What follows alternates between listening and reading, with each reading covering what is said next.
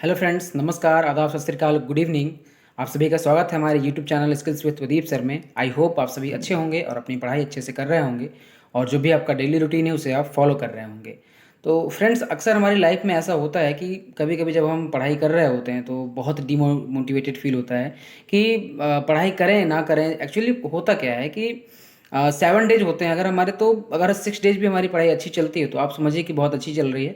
और अगर बिल्कुल ही पढ़ने का ना मन हो तो खुद को थोड़ा रिलैक्स दीजिए, एक दिन का रिलैक्स दीजिए, फिर से अपना स्टार्ट कर लीजिए। तो ये कोई ऐसा नहीं है कि रोग टाइप का है, ये हर किसी को प्रॉब्लम होती ही होती है। अगर आप हार्ड वर्क कर रहे हैं तो थोड़ा मोड़ा डीमोटिवेटेड होना एक तरीके से लाजमी सी बात है, हो जाती है। तो आशा है आप सभी ऐसा ध्यान रखेंगे और अपनी पढ़ाई के लिए हमेशा अग्रसर रहेंगे। जब भी अगर आपको लगे कि नहीं, मैं अभी नहीं, अभी इसके बाद और अच्छा कर सकता हूँ, जब भी आपको लगे तो आप एक रेस्ट लेके फिर से अपनी पढ़ाई शुरू कर सकते हैं। तो फ्रेंड्स, आज के जो हमारे इंपॉर्टेंट आर्टिकल्स हैं उनको हम देखना शुरू करेंगे। और जो हमारे आर्टिकल्स होते हैं वो द हिंदू और जो the Indian express, Jansatta, PIB, PRS, ये सारे जो भी लीडिंग न्यूज़पेपर्स हैं इन सभी के एक तरीके से सार हम देखते हैं जो भी हमारे इंपॉर्टेंट एग्जाम्स के लिए आवश्यक हैं। तो आप सभी देखिएगा, वन बाय वन करके हम लोग सारे आर्टिकल्स अपने पढ़ेंगे। फ्रेंड, जो सबसे पहला आर्टिकल आया है वो जीएसटी को लेके है। October GST revenue crosses 1.5 lakh crore. तो फ्रेंड्स, अगर जीएसटी जो रिवेन्यू हुआ वो तो ठीक हो रहा है, बट प्रॉब्लम कुछ आ रही है इनमें। तो प्रॉब्लम कुछ चीज़ें ऐसी आ रही हैं कि सेंटर और स्टेट का जो रिलेशन है इसमें गड़बड़ हो रहा है। देखिए, जीएसटी का अगर कलेक्शन हो रहा है, मतलब जो कलेक्शन इंक्रीज हो रहा है, इट मीन्स कि मार्केट स्टेबलाइज हो रहा है। ये बात तो समझ में आ रही है। और जो प्री कोविड एरा था हमारा, मतलब जैसे कोविड के पहले हमारी इकोनॉमी थी, उस कंडीशन में हम आ रहे हैं। बट प्रॉब्लम कहाँ पे आ रही है? हम अगर वन नेशन वन टैक्स लाने की बात हमने की और हमने ले भी आया, और बात ये कही गई जीएसटी को लेके कि स्टेट और सेंटर दोनों के कोऑपरेशन से चला जाएगा और दोनों एक दूसरे की सहभागिता के साथ इसमें कार्य करेंगे। बट समस्या आ रही है कि स्टेट का आरोप हमेशा से लगता है कि उनके साथ जीएसटी का जो शेयर है वो सही समय पर नहीं किया जा रहा। और जीएसटी के सही समय पे शेयर ना होने से जो उनके यहाँ की स्कीम्स हैं, जो उनके यहाँ की प्रॉब्लम्स हैं, वो उन समस्याओं का समाधान वो एक सही समय पे नहीं कर पा रहे हैं। तो ये सारी समस्या एक पहली हो गई। और टैक्स स्लैब जो बने हुए हैं उनमें सबसे बड़ी समस्या ये है कि कौन सा प्रोडक्ट किस टैक्स स्लैब में आएगा, ये अभी तक कन्फ्यूजन बना हुआ है। अगर देखा जाए तो उबला हुआ अंडा अलग टैक्स लग गया, और जो ऐसे अंडे हैं नॉर्मल अंडे उन पे अलग लग गया। और अगर रोटी है तो रोटी में अगर एक अलग अलग कैटेगरी हो गई। तो ये सारी चीज़ें समस्या का जड़ है अभी तक। इसे जो है देखा जाए तो क्लैरिफाई नहीं कर पाए हैं। और इसी समस्या को एक सुलझाने की व्यवस्था भी की जा रही है। देखिए, जैसे पेट्रोलियम प्रोडक्ट है हमारा, तो इसको हम जीएसटी के अंदर नहीं लाते। जीएसटी के अंदर इसलिए नहीं लाते क्योंकि इस पे जो हमारा सेंटर और स्टेट दोनों होता है, ये अपने तरीके से मनमाने तरीके से टैक्स लगा सकता है। और जो हमारी जीएसटी काउंसिल बनाई गई, अब साथ में जीएसटी काउंसिल को भी देख लेते हैं। एक जीएसटी काउंसिल जो हमारी बनाई गई, ये कॉन्स्टिट्यूशनल बॉडी है और इसमें सभी फाइनेंस मिनिस्टर और सभी राज्य के जो भी हैं सीएम, ये सारे लोग बैठ के ये एक मसला इस पे हल करते हैं कि किस प्रोडक्ट के लिए कितनी जीएसटी हम लगा सकते हैं। और सुप्रीम कोर्ट ने ये भी कहा है कि जो भी जीएसटी काउंसिल है, अगर उस जीएसटी काउंसिल के द्वारा किसी भी स्लैब के अंदर किसी सामान को रख दिया गया तो उस बात को मानने के लिए हर राज्य मैंडेटरी नहीं है कि नहीं, जो आपने कह दिया तो बात माननी पड़ेगी, ये भी नहीं है। और बात जीएसटी करें तो 101वां कॉन्स्टिट्यूशनल अमेंडमेंट के द्वारा 2016 में जीएसटी को लाया गया। अब जीएसटी दो तरीके से एक्चुअली होते हैं, तीन तरीके से, और दो तरीके से मेनली लिए जाते हैं: सेंट्रल जीएसटी और स्टेट जीएसटी और इंटीग्रेटेड जीएसटी। तो सेंटर जीएसटी जो है, सेंटर जीएसटी के अंदर हमारी एक्साइज ड्यूटी हो गई, सर्विस टैक्स हो गया। स्टेट जीएसटी के अंदर हमारा वैट हो गया और लग्जरी टैक्सेज हो गए। तो अब देखिए, जनरल सी बात है, अगर जीएसटी का जो शेयर है अगर वो राज्यों के साथ सही तरीके से नहीं होगा तो क्या आप समझ सकते हैं कि राज्य अच्छे प्रकार से काम कर पाएंगे? जो भी देखा जाए तो मेनली जो स्टेट हैं उनका मेनली जो पैसा खर्च होता है वो स्कीम्स होता है, स्कीम्स में होता है, स्कूल में होता है, जो भी कॉलेज वगैरह हैं उनमें होता है। तो जब उन्हें एक सही समय से पैसा नहीं मिलेगा तो क्या वो अच्छे से कार्य कर पाएंगे? फिर कहीं ना कहीं बात ये आती है कि हर सारा का सारा जो सिस्टम है वो सेंटर के हाथ में, सेंट्रलाइज वाली बात आती है। तो कहीं ना कहीं ये समस्या का विषय खड़ा होता है हमारे लिए। फ्रेंड्स, हमारा अगला आर्टिकल कोई आपको फैक्ट नहीं देगा, बट एनालिटिकल आपको जो थॉट प्रोसेस है वो थोड़ी सी अच्छी होगी। The truth about the Indian story. देखिए, अगर बात की जाए तो हमारी जीडीपी ग्रोथ कहा जा रहा है कि अब कोविड 19 के बाद से सही हो रही है। और ऐसी बहुत सी चीज़ें हैं, जीडीपी ग्रोथ है, अनएम्प्लॉयमेंट है, इन्वेस्टमेंट है, कंजप्शन है, इन सारे टॉपिक्स का जो एक तरीके से सच है वो हम समझने का प्रयास करेंगे। देखिए जीडीपी ग्रोथ की अगर बात की जाए तो आप समझ के चलिए कि जिस ग्रोथ से हमें विकास करना चाहिए, हालांकि अगर पूरे ऑल ओवर ग्लोबल लेवल पे देखें तो हम विकास तो कर रहे हैं, बट जो करना चाहिए उस तरीके से नहीं हो रही है। जॉबलेस ग्रोथ एक तरीके से हो रही है। अब अगर अनएम्प्लॉयमेंट की बात करें तो इंडियन लेबर ऑर्गेनाइजेशन के द्वारा बताया गया कि 28.3%, 28.3% यूथ जो है 15 से 24 साल के बीच का, उनको जॉब नहीं मिल रही। उन्हें जॉब की आवश्यकता है बट नहीं मिल रही। अब ये जो आपके 15 से 24 के बीच का है, तो आप कहीं ये मत समझ जाइएगा कि जो 15 से 24 के बीच के हैं स्टडी वाले हैं, नहीं नहीं, जिनको एक्चुअल में जॉब की ज़रूरत है और जो जॉब करना चाहते हैं बट उन्हें जॉब मिल नहीं रही, इन सारी चीज़ों की बात कही जा रही है। तो एक तरीके से कहा जा रहा है ग्रोथ तो हो रही है बट जॉबलेस ग्रोथ है, पूरी तरीके से जॉबलेस। मैक्सिमम ग्रोथ जो है अपर सेक्शन से देखा जा रहा है। जो भी ये जीडीपी में ग्रोथ हो रही है ना, तो ये मैक्सिमम जो ग्रोथ देखा जा रहा है ये अपर सेक्शन से देखा जा रहा है। लोअर सेक्शन आज भी उसी कंडीशन में है। अगर देखा जाए किसी एक लेबर की बात करें, किसी एक फार्मर की बात करें, तो इन लोगों से या फिर इनका अपलिफ्टमेंट कितना हुआ, इनकी जो है अगर देखा जाए तो डेवलपमेंट कितना हुआ, इन सारी चीज़ों को देखना आवश्यक है, जो कि कहीं ना कहीं आज भी एक सोचने का विषय बना हुआ है। अब बात करते हैं इन्वेस्टमेंट की। तो इन्वेस्टमेंट में ये है कि जितना एक्सपेक्टेशन किया गया था गवर्नमेंट के द्वारा, जितना ये एक्सपेक्ट कर रहे थे, उस प्रकार का जो है जो इन्वेस्टमेंट है वो प्राप्त हुआ नहीं हमें। और बात करें कंजप्शन की तो देखिए सबसे बड़ी समस्या क्या है कि अगर हमने किसी प्रोडक्ट को बना लिया बट उसे खरीदने वाले नहीं हैं, तो कंजम्पशन को बूस्ट करने के लिए अभी तक कोई फिस्कल पॉलिसी नहीं है। समस्या ये भी है। तो कहीं ना कहीं हमें सोचने की बात यह है कि जो हमारी टेक्स्ट बुक की इकोनॉमी है उससे हमें बाहर निकलना होगा और उसके बाहर निकल के सोचना होगा। देखिए डीपीएसपी के तहत सरकार की जिम्मेदारी है, और ये हम भी ऐसा हमें समझना और मानना चाहिए कि जो हमारा अपर सेक्शन है, और अगर देखा जाए तो इंडिया के ही हमारे अडानी जी जो कि सेकंड रिचेस्ट पर्सन बने, तो कहीं ना कहीं बात ये भी है कि जो भी रिच हमारा सेक्शन जो अपर सेक्शन है उससे लेके जो है गरीब तबके को दिया जाए, तो एक जो बैलेंस है वो बना रहे। और डीपीएसपी के तहत सरकार की भी जिम्मेदारी है कि कॉन्सेंट्रेशन ऑफ वेल्थ नहीं होना चाहिए, ये समस्या है। और देखा जाए तो मैन्युफैक्चर सेक्शन है उसे बूस्ट करने की ज़रूरत है। क्यों ज़रूरत है? एम्प्लॉयमेंट के लिए। चूँकि अगर जॉबलेस ग्रोथ हो रही है तो वो कहाँ तक सही है, कहीं ना कहीं समस्या तो खड़ी होगी ही हमारे लिए। इन्हीं चीज़ों को सही करने के लिए हमारी मैन्युफैक्चरिंग जो सेक्शन है इसको और बूस्ट करने के लिए जो स्किल इंडिया प्रोग्राम लाए गए, वोकेशनल ट्रेनिंग लाए गए, तो इन ट्रेनिंग्स का मीनिंग ये है कि इसके बाद से सीधा जो है यहाँ के बाद जब वो ट्रेनिंग ले लेते हैं तो सीधा उन्हें जॉब प्रोवाइड किया जाए। तो ये सारी कोशिश की जा रही हैं, बट जिस लेवल से प्रयास करना चाहिए, जहाँ तक हम पहुँच सकते हैं, अभी हम वहाँ पहुँच नहीं पा रहे हैं। फ्रेंड्स, हमारा अगला आर्टिकल एयर पॉल्यूशन को लेके है, the weakest line in the air pollution fight. देखा जा रहा है कि जो इंडिया में जो पॉल्यूशन कंट्रोल की बोर्ड्स हैं, अगर सेंट्रल लेवल पे देखा जाए तो वो तो अलग हैं, और हर एक स्टेट लेवल पे सेंट्रल पॉल्यूशन बोर्ड बनाए गए हैं, और उनके द्वारा ज़्यादा प्रॉब्लम क्रिएट हो रही है। उनके द्वारा काम सही तरीके से जो है कार्यान्वित नहीं हो पा रहा है। तो ये क्या समस्या आ रही है और क्यों समस्या बन रही है? देखिए समस्या ये बन रही है कि उनके पास फंड नहीं है, रिसोर्सेज नहीं है, एक्सपर्टीज नहीं है। जो किसी भी जैसे इन्वायरमेंट की बात है तो पॉल्यूशन की बात है, तो पॉल्यूशन के फील्ड के जो महारत हासिल हों उन्हें एक तरीके से अपॉइंट नहीं किया गया। तो पॉल्यूशन अगर देखा जाए तो सबसे ज़्यादा जो है नॉर्थ वेस्ट, जो हमारा इंडिको गंगेटिक प्लेन है, इसमें है। और ये होता कैसे है? सबसे बड़ी समस्या व्हीकल है, फॉसिल फ्यूल है, इन सारी चीज़ों से प्रॉब्लम हो रही है। और इन सभी से हमारा हो क्या रहा है? हेल्थ इशू हो रहा है। और जो भी अगर देखा जाए स्टेट पॉल्यूशन बोर्ड में जो भी एक तरीके से जो हायर पोस्ट पे हैं, जिनको अपॉइंट किया गया है, तो वो कोई बिजनेसमैन है या फिर किसी और फील्ड के हैं। अब आप नॉर्मल सी बात समझिए, अगर हम हाथी से कहें कि तुम पेड़ पे चढ़ जाओ तो उसके लिए एक सोचने वाली बात हो जाएगी, जो कि बंदर के लिए एक आसान काम है। तो यही एक डिफरेंस समझने की ज़रूरत है कि जो जिस चीज़ के एक्सपर्टीज हैं, उन्हें उसी फील्ड में रखा जाए तो ज़्यादा बेहतरीन वर्क हो सकता है। तो कहीं ना कहीं ये समस्या क्रिएट हो रही है कि अब उन्हें नेगलेक्ट नहीं कर सकते, क्योंकि जो भी पॉल्यूशन है वो कहीं ना कहीं कोई भी चीज़ हो वो जैसे अगर हमारा सेंट्रल लेवल पे देखें तो ठीक है, हम वर्क कर रहे हैं, बट स्टेट को भी बराबर सहभागिता करनी होगी। तो स्टेट पॉल्यूशन बोर्ड को हम नेगलेक्ट नहीं कर सकते, और जो भी मेंबर्स हैं एग्जैक्टली वो वर्केबल नहीं है। इसलिए नहीं है क्योंकि उनके समस्या क्या है? समस्या ये है कि उन्हें उस चीज़ का नॉलेज नहीं है। और देखिए पॉल्यूशन से क्या प्रॉब्लम और बढ़ सकती हैं। जो हमारे पॉल्यूशन है इससे लंग डिजीज़ बहुत ज़्यादा बढ़ सकती हैं, और जो चाइल्ड डिजीज़ हैं कई प्रकार के डिजीज हैं वो बढ़ सकती हैं। लाइफ की जो एक्सपेक्टेंसी है, जो जीने का एक जो अवधि बताया जाए वो कम हो रहा है, ब्रीदिंग प्रॉब्लम, तो ये सारी समस्याएं क्रिएट हो रही हैं। अब अगर बात करेंगे वाटर पोल्यूशन की बात चलिए तो वाटर पोल्यूशन देख लेते हैं। ओनली एयर पोल्यूशन ही नहीं, वाटर पोल्यूशन भी कई प्रकार से समस्या में है।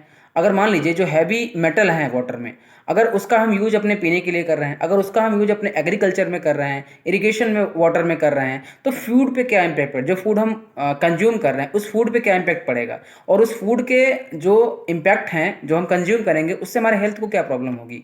और हेल्थ को प्रॉब्लम होगी तो फिर कहीं ना कहीं फिर प्रॉब्लम क्रिएट होती है कि जो लोगों में समस्या आती है वो पॉल्यूशन को ही लेके है। तो कहीं ना कहीं समझने की ज़रूरत ये है कि जो भी पॉल्यूशन है उसे सेंटर के साथ साथ स्टेट लेवल पे भी सही तरीके से समझना और उसके लिए काम करना आवश्यक है। अगला आर्टिकल फ्रेंड्स रेप से रिलेटेड है, जो कि कल ही हमने अभी हाल ही में पढ़ा, 2 फिंगर टेस्ट और 3 फिंगर टेस्ट को बैन कर दिया गया सुप्रीम कोर्ट के द्वारा। तो आर्टिकल है रिपोर्टिंग रेट। देखिए रेप एक बहुत बड़ी समस्या है हमारी सोसाइटी के लिए, मेजर कंसर्न है, और सुप्रीम कोर्ट ने जो हमारे ये टेस्ट था इसे बैन कर दिया गया। जो टेस्ट था ये था कि जो 2 फिंगर या 3 फिंगर वेजाइना में इंसर्ट करके ये इंश्योर किया जाता था कि जो एक्चुअल में जो रेप विक्टिम है या सर्वाइवल है उनके साथ ऐसी घटना हुई है या नहीं हुई। तो ये पूरी तरीके से इनह्यूमेन है, मतलब कि अमानवीय क्रिया है। और आप ये समझिए कि किसी भी विक्टिम के लिए वो कितना ज़्यादा एक तरीके से ट्रॉमा क्रिएट कर सकता है। अब जो व्यक्ति पहले से ही इस दर्दनाक पीड़ा से गुजर रहा है और उसी व्यक्ति के साथ फिर से वही क्रिया, फिर से वही चीज़ें दोहराई जाएं, तो ये समस्या क्रिएट होती है। और आज जो है रिपोर्टिंग की बात करेंगे रेप की, तो मैक्सिमम जो रेप केसेज हैं वो इंडिया में रिपोर्ट ही नहीं किए जाते। सबसे बड़ी समस्या ये है। अब देखिए बैरियर इसमें क्या आता है, फैमिली लेवल पे बैरियर आता है, जो फैमिली के प्रेशर हैं, कहीं ना कहीं सोसाइटी का प्रेशर होता है कि लोग जानेंगे तो क्या होगा, लोग ऐसे कहेंगे वैसे कहेंगे, ये सारी चीज़ें आती हैं। दूसरा जो समस्या क्रिएट होता है, जो बैरियर आती है, वो पुलिस स्टेशन से आती है। और वो एक तरीके से अगर जाया जाए इस तरीके का एफआईआर करने के लिए, तो एफआईआर जो है जल्दी नहीं होता और वो डिनाइल मोड में होते हैं। तो कहीं ना कहीं ये समस्याएं सारी चीज़ें देखी जाती हैं। इस वजह से और हमारे यहाँ जो रेप केसेज हैं वो रिपोर्ट नहीं हो पाते हैं। वर्ल्ड बैंक द्वारा क्लियरली कहा गया, बिल्कुल क्लियर कट कहा गया कि जिस भी कंट्री में वुमेन की मोबिलिटी, वुमेन की सिक्योरिटी नहीं है, उस कंट्री की जीडीपी 5 से 10% डिक्लाइन रहती है या फिर आधा हो जाती है ग्रोथ। तो आप समझ सकते हैं कि हमारे लिए ये कितना ज़्यादा कंसर्न है, ये हमारे लिए बहुत बड़ी समस्या है। अब आप समझिए कि जो भी इसका सबसे बड़ा हमें ये देखना है कि जो ट्रायल होते हैं और जो इन्वेस्टिगेशन होते हैं वो डिग्निटी के साथ होनी चाहिए। ह्यूमिलिएशन होता है पुलिस स्टेशन में, जो है ह्यूमिलिएशन होता है। अब ये आप समझिए कि जिस व्यक्ति के साथ ऐसी समस्या है, अगर उसी का ह्यूमिलिएशन हो रहा है तो आप समझ सकते हैं किस लेवल तक वो व्यक्ति ट्रॉमा में जा सकता है। ये सारी समस्याएं क्रिएट होती हैं। अब एनसीआरबी की बात करें, नेशनल क्राइम रिकॉर्ड ब्यूरो के तहत बहुत से ऐसे केस हैं जो अनरिपोर्टेड हैं। और सबसे बड़ी समस्या इसमें क्या जानते हैं, जो कन्विक्शन होता है ना वो बहुत कम होता है, 28.6%, 2021 का रिपोर्ट है। तो आप ये देख सकते हैं कि जो रेप को लेके हमारे यहाँ इस तरीके की धारणाएं हैं और हमारा जो इसमें सिस्टम वर्क करता है वो कहीं ना कहीं समस्या और विकट समस्या है हमारे लिए। और वर्ल्ड बैंक के द्वारा कहा भी गया कि इस तरीके की समस्या है, अगर आप जो आपकी वुमेन है अगर वो सेफ नहीं है तो आपकी जीडीपी ग्रोथ नहीं होगी। तो कहीं ना कहीं ये सभी के लिए एक सोचनीय विषय है और इसके बारे में सोचना और समझना भी चाहिए हमें। फ्रेंड्स हमारा अगला आर्टिकल है फ्री बीज को लेके। प्लीज अगेंस्ट पोल फ्री बीज शुड बी लिस्टेड बिफोर 3 जज बेंच सून, सुप्रीम कोर्ट के द्वारा कहा गया। देखिए मामला 2023 से स्टार्ट हुआ, सॉरी 2013 का केस, जो सुब्रमण्यम बालाजी के द्वारा ये एक तरीके से केस किया गया कि जो पॉलिटिशियन है वो जो लालच देते हैं कि आपको ये दे देंगे, आप वोट दीजिए, आपके लिए ये व्यवस्था करवा देंगे, आपको ये प्राप्त कर दिया जाएगा, आप वोट दीजिए। तो इसे जो है इसे कोर्ट को करप्ट प्रैक्टिस के अंदर रख देना चाहिए। बट हुआ क्या, जो है अभी सुप्रीम कोर्ट ने हाल ही में कहा कि कोर्ट प्रैक्टिस को जो है इसे कोर्ट प्रैक्टिस में नहीं रख सकते। और representation of people act RPA एक सेक्शन 123 के तहत इसे सारी की सारी जो करप्ट प्रैक्टिसेज होती हैं इसके अंतर्गत रखा जाता है। तो आप समझिए जब भी किसी जो अगर बात करें किसी भी पॉलिटिकल पार्टी के द्वारा जब कहीं इलेक्शन होता है, उस इलेक्शन के टाइम पे जो प्रॉमिसेस किए जाते हैं, जो मैनिफेस्टो दिया जाता है, मतलब कहा जाता है, वो कहा जाता है कि हम आपको फ्री इलेक्ट्रिसिटी दे देंगे, वाटर दे देंगे, मिक्सर दे देंगे, टीवी दे देंगे, टैबलेट दे देंगे, मतलब लैपटॉप दे देंगे, साइकिल, गोल्ड चेन। और ऐसे लोगों के लिए भी वो बातें करते हैं कि जिनके दांत नहीं उनके सोने के दांत लगवा देंगे। तो आप एक तरीके से सोच के देखिए कि क्या ये वाकई वोट मांगने के लिए घूस नहीं हो गया, ब्राइब नहीं हो गई एक तरीके से। हमें तो लगता है कि ये ब्राइब हो गई, क्योंकि अब आप सोच के देखिए कि जब इस तरीके की घटनाएं हो रही हैं, यहाँ तो आप छोड़िए, ऐसे ऐसे भी केरल में अभी कुछ दिन पहले ये केसेज हुए कि ऐसे ऐसे लोग हैं जो पॉलिटिशियन हैं जो कि चांद पे आपको रहने के लिए जगह दे दे रहे हैं। तो आप समझ के सकते हैं, टेस्ला की वो कार दे दे रहे हैं, मतलब कि आप वोट दीजिए हम आपको ऐसी चीज़ दे सकते हैं। तो आप ये सोच के देखिए कि क्या ये वाकई समस्या का रीजन नहीं है। अब बात यहाँ से जो इसके अदर एस्पेक्ट हैं वो क्या उठते हैं कि क्या फ्री बीज, जो फ्री बीज का मतलब आप एक तरीके से देखा जाए तो अभी तक सुप्रीम कोर्ट या फिर किसी के द्वारा इसकी एग्जैक्ट परिभाषा दी नहीं गई है। और एक जनरल भाषा में आप समझ सकते हैं कि जिस भी चीज़ का हमें कॉस्ट ना देना पड़े और उसे हम कंज्यूम कर रहे हैं, तो वो हमारे लिए फ्री बीज हो गया। अब आप समझ के देखिए क्या इसकी नीड वाकई हमें है या नहीं है। हमारे लिए जानना ये भी जरूरी है कि हमें फ्री बीज की नीड है या नहीं है। तो भैया नीड है हमें। नीड तो ऐसे बहुत से ऐसे लोग हैं, अगर अनऑफिशियल देखा जाए तो 150 करोड़ लोगों की आबादी है भारत की, तो नीड तो ऐसे बहुत से लोग हैं जिन्हें है, बट इसे रेशनलाइज करने की ज़रूरत है। रेशनलाइज करने की ज़रूरत है, डाटा के अकॉर्डिंग चीज़ें लोगों को दिया जाए। अब आप सोचिए कि अब हम एक नॉर्मल तरीके से, अभी एसबीआई के रिपोर्ट में एसबीआई ने बताया कि वो किसी स्टेट की बात है जिस स्टेट में उन्होंने पूरा लोन माफ़ कर दिया। अब लोन माफ़ी में उन्हीं लोगों के लोन माफ़ दिखाए जा रहे हैं, मतलब हुए हैं जो पहले से ही इंटरेस्ट दे रहे हैं। तो आप सोच के ये देखिए कि चीज़ों की जो आवश्यकता है, फ्री बीज की आवश्यकता है, उन लोगों को दीजिए। आप डाटा पे जाइए, रेशनलाइज करिए और जो हमारा डाटा है उसे तैयार करिए। पहले किसी भी चीज़ को आपको अगर फ्री लैपटॉप ही देना है, तो आप मान के चलिए आपको फ्री लैपटॉप देना है, तो आप उसके बारे में पहले समझिए। और जैसे मान लीजिए अगर मैं बात करूं कि यूपी के किसी एक डिस्ट्रिक्ट में देना है, तो उस डिस्ट्रिक्ट में ऐसे कितने लोग हैं जिनको एक्चुअल में उसकी नीड है, ये हमें सर्वे के तहत पता करना होगा, डाटा कलेक्ट करना होगा, तब जाके हमें जानकारी मिल पाएगी। तो फ्री बीज की ज़रूरत हमें है, एक्चुअल में ज़रूरत है, बट किन्हें ज़रूरत है और किनको देना है ये हमें देखना और समझना पड़ेगा, तब जाके फ्री बीज एक्चुअल में बेनिफिशियल होगा। फ्रेंड्स, हमारा अगला आर्टिकल एससीओ को लेके है, Shanghai cooperation organisation. At SCO Jaishankar targets BRI. देखिए, अब बात करेंगे एससीओ की, तो उसके पहले ये बात करते हैं हमारे जो जयशंकर जी हैं विदेश मंत्री, उन्होंने क्या कहा है। बीआरआई की बात करी इन्होंने, बेल्ट एंड रोड इनिशिएटिव की। तो समस्या क्या है इससे, जो कि एससीओ में हमारा रसिया भी है और चाइना भी है। तो रसिया से हमारे अच्छे संबंध हैं, और चाइना का देखिए क्या है ना कि ये जो बेल्ट एंड रोड इनिशिएटिव आ रहा है, ये जो चल रहा है, तो इसमें इंडिया जो है उसके साथ सहभागिता नहीं कर रहा है। और चाइना की एक सबसे घटिया पॉलिसी आप कह सकते हैं डेप्ट पॉलिसी है। इस डेप्ट पॉलिसी के द्वारा वो किसी भी कंट्री को, अब जैसे मान लीजिए मुझे आवश्यकता नहीं है, बट क्या है कि तुम ये चीज़ ऐसा कर लो, घर बना लो, ये लो पैसा, आईफोन खरीद लो। तो आप सोच के देखिए कि इस टाइप की चीज़ें जो हैं, अगर मान लीजिए हमारे पास फिर पैसा नहीं हुआ देने को, तो फिर मुझे अपनी कोई चीज़ जो है कि देनी पड़ेगी। इस तरीके से वो चीज़ों को एक्वायर करता है। अब अगर श्रीलंका की बात करें तो श्रीलंका पूरी तरीके से डेब्ट में डूबा हुआ है। तो इस पे टारगेट किया जयशंकर जी ने और कहा कि हम इस BRI belt and road initiative के बिल्कुल पक्ष में नहीं हैं, और चीज़ें बिल्कुल देखा जाए तो सस्टेनेबल वे में होनी चाहिए। कि मतलब इस तरीके का हम किसी को जो है लालच दे के फिर उसके बाद उसकी प्रॉपर्टी हथिया लें, ऐसा जो है एक्चुअल में देखा जाए तो ऐसा करना नहीं चाहिए। तो इन्हीं सारी चीज़ों की बात हुई। और अब बात करेंगे एससीओ की, संघाई कोऑपरेशन ऑर्गेनाइजेशन। तो ये permanent inter government international organisation है, 2001 में क्रिएट की गई और 2003 में ये फोर्स में आई। पहले क्या हुआ कि संघाई 5 बनाया गया, सबसे पहले संघाई 5 बनाया गया, और इसमें रसिया, चाइना, तजाकिस्तान, कजाकिस्तान, किर्गिस्तान, और फिर जब उज्बेकिस्तान आया तो उज्बेकिस्तान के आने के बाद इसका नाम एससीओ रख दिया गया, संघाई कोऑपरेशन ऑर्गेनाइजेशन। इंडिया और पाकिस्तान इसके मेंबर 2017 में बन गए थे। 17 दिसंबर 2021 को कहा गया कि ईरान फुल मेंबर होगा अब से, बट अभी हमने हाल ही में एससीओ की वेबसाइट चेक करी, उसमें ये पता चला कि अभी तक इसे फुल मेंबरशिप नहीं दी गई है। और बेलारूस को भी एससीओ में ले आने की बात कही जा रही है, तो देखते हैं क्या होता है। और हेडक्वार्टर जो एससीओ का है वो बीजिंग में है। ऑफिशियल लैंग्वेज जो यूज होती है वो Russian and Chinese language use होती है। तो आई होप आपको ये पूरा एससीओ का मैटर समझ में आया होगा।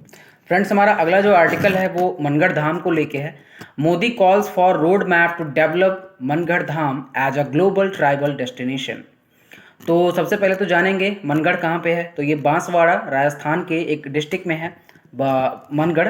तो बात 1913 की है, जिस समय पे 1500 भील ट्राइब, आपने भील ट्राइब का नाम सुना होगा, 1500 भील ट्राइब के लोगों के द्वारा ब्रिटिश का जो रेवेन्यू सिस्टम है और बैंडेड बैंडेड लेबर और हैवी टैक्सेशन ऑन एग्रीकल्चर, इन सारी चीज़ों को लेके जो एक जो है विरोध किया जा रहा था, राइट चल रहे थे। अब उसमें प्रॉब्लम क्या हुई कि जो भी ये सारे लोग थे, 1500 लोग, ब्रिटिश जो आर्मी थी उनके द्वारा इन्हें हत्या कर दी गई, उनकी हत्या कर दी, उन्हें मार दिया गया। ये बात है 17 नवंबर 1913 की। अब समस्या उसके बाद से इसे ये इतना बड़ा जो मैसेकेयर हुआ, और इसी को हम ये ग्लोबल लेवल पे दिखाना चाहते हैं और लोगों को समझना और समझाना भी चाहते हैं कि, और उसके जो उस समय नेता थे गोविंद गुरु जी नेता थे, इस पूरे जो इसका नेतृत्व कर रहे थे वो गोविंद गुरु जी कर रहे थे। और इस जो मनगढ़ धाम है इसके बारे में हम ग्लोबल लेवल पर लोगों को बताना भी चाहते हैं। मनगढ़ धाम राजस्थान गुजरात के बॉर्डर पर है। तो देखिए कि इस तरीके की चीज़ें हैं जो कि वाकई दिल दहला देने वाली है, जो कि पहले हमारे यहाँ हो चुकी हैं। तो आप ध्यान रखिएगा, नाम आपसे पूछा जा सकता है मनगढ़ धाम कहाँ पे है, तो बांसवाड़ा में है। बांसवाड़ा कहाँ पे है? राजस्थान में है। आई होप आपको ये समझ में आया होगा। बात करेंगे जो अगले आर्टिकल की, वो है मुद्दुमलाई टाइगर रिजर्व से। इन्वेजिव ट्री स्प्रेडिंग इन मुद्दुमलाई टाइगर रिजर्व। देखिए सबसे पहले तो इन्वेजिव का मतलब समझ लीजिए कि इन्वेजिव का मतलब क्या है। देखिए कोई भी चीज़ जैसे फ्लोरा फ्योना, कोई भी चीज़ है अगर वो किसी जिस लोकल एरिया की ना हो, कहीं से माइग्रेट होकर आई हो, तो उन सारी चीज़ों का एक तरीके से इन्वेसिव कहते हैं। अब बात करेंगे मुद्दुमलाई कहाँ पे है, तो मुद्दुमलाई टाइगर रिजर्व तमिलनाडु में है, बट कर्नाटका केरला के साथ भी बॉर्डर शेयर करती है। अब एक तरीके से इन्वेजिव ट्री की समस्या क्या है वो हमारे लिए हम बात करेंगे। जो नेचुरल बायोडाइवर्सिटी है, जो नेचुरल बायोडाइवर्सिटी है उसको इम्पैक्ट करता है। और जैसे मान लीजिए कि किसी भी लोकल एरिया की बात करें, तो जो लोकल स्पेसीज हैं वहाँ की लोकल स्पेसीज को ख़त्म होने की समस्या आ सकती है। क्यों? जैसे मान लीजिए कोई भी जो है ग्रेजिंग प्लांट है, अगर ग्रेजिंग प्लांट है और ग्रेजिंग एनिमल है, तो ग्रेजिंग प्लांट का ग्रेजिंग एनिमल के द्वारा कंजप्शन कर लिया जाएगा। बट इस तरीके की कोई इन्वेजिव अगर ट्री, इन्वेजिव अगर एक तरीके से ग्रेज ही अगर उत्पन्न हो रही है, तो जिसका कंजम्पशन करने वाला कोई नहीं, तो उसका बेवजह का विस्तार होना समस्या है। उससे क्या है, जो एनिमल रह रहे हैं वहाँ उन्हें समस्या होगी। तो इन सारी चीज़ों की समस्या हो रही है। कहीं से भी जो माइग्रेट होकर आए हैं उन्हें आप इन्वेजिव कह सकते हैं। और जो मुद्दुमलाई टाइगर रिजर्व है ये नीलगिरी डिस्ट्रिक्ट में है, फर्स्ट बायोस्फीयर है इंडिया का। और इसी एक आप फैक्ट याद रखिएगा, एलिफेंट ग्रास जो कि मुद्दुमलाई टाइगर रिजर्व में प्राप्त होती है। तो आई होप आपको ये मुद्दुमलाई टाइगर रिजर्व से संबंधित फैक्ट और ये सारा का सारा आर्टिकल समझ में आया होगा। तो फ्रेंड्स, ये थे हमारे आज के इम्पॉर्टेंट आर्टिकल्स, और लास्ट में कुछ ऐसे ही देख लेते हैं जो चीज़ें हैं। एक हम कमीशन की बात कर लेते हैं, रैंक के कमीशन की, जो कि संबंधित है डी नोटिफाइड ट्राइब से, विमुक्त जनजातियाँ। देखिए अंग्रेज़ों के टाइम में, अब समझिए कि इस तरीके की भी चीज़ें की जाती थी। अंग्रेज़ों के द्वारा इन्हें बॉर्न क्रिमिनल घोषित कर दिया गया था। तो अब इसे फिर 2006 में national commission for D notified nomadic and semi nomadic tribes के लिए एक एक्ट लाया गया, जिसको हेड कर रहे थे बालकृष्णा सिद्धराम रेनके। तो उसमें फिर उन लोगों के जो है वेलफेयर की बात की गई और उन्हें एक अच्छी लाइफ देने की बात की गई। क्योंकि अब आप सोच के देखिए, किसी को पहले से ही बॉर्न क्रिमिनल कह दिया जाए तो उसके लिए एक बहुत बड़ा टैग लग जाता है। तो इन सारी चीज़ों को आप ध्यान रखिएगा। बात आपसे पूछी जाएगी क्वेश्चन, रैंक के कमीशन किससे संबंधित है, तो डी नोटिफाइड ट्राइब से संबंधित है। और आगे बात करें, एक और देख लेते हैं, रिपोर्ट है हमारा global investment trend monitor report. ये प्रकाशित किसके द्वारा किया जाता है, पब्लिश किसके द्वारा किया जाता है, तो ये UNCTAD के द्वारा प्रकाशित किया जाता है, United nation conference on trade and development. और एक अगला रिपोर्ट है हमारा एमिशन गैप रिपोर्ट। ये किसको द्वारा पब्लिश किया जाता है, तो ये UNEP के द्वारा पब्लिश किया जाता है, United Nation Environment Programme. I hope आपको वीडियो समझ में आया होगा, चीज़ें सारे आर्टिकल्स आपने अच्छे से ध्यान से आपने देखा होगा, समझा होगा। अगर वीडियो पसंद आया हो तो अपने दोस्तों को शेयर करिए, लाइक करिए, सब्सक्राइब करिए, कमेंट करिए। और आपके जो भी कमेंट हैं वो हमारे लिए वैल्यूएबल हैं। आपको जो भी चीज़ें नहीं समझ में आती हमसे आप पूछ सकते हैं कमेंट करके। तो चलते हैं फ्रेंड्स, कल फिर मिलेंगे हम एक नए जोश और उमंग के साथ, एक अपनी नई सीरीज के साथ, जो कि आर्टिकल्स की सीरीज हैं। तो फ्रेंड्स चलते हैं फिर। जय हिंद, जय भारत।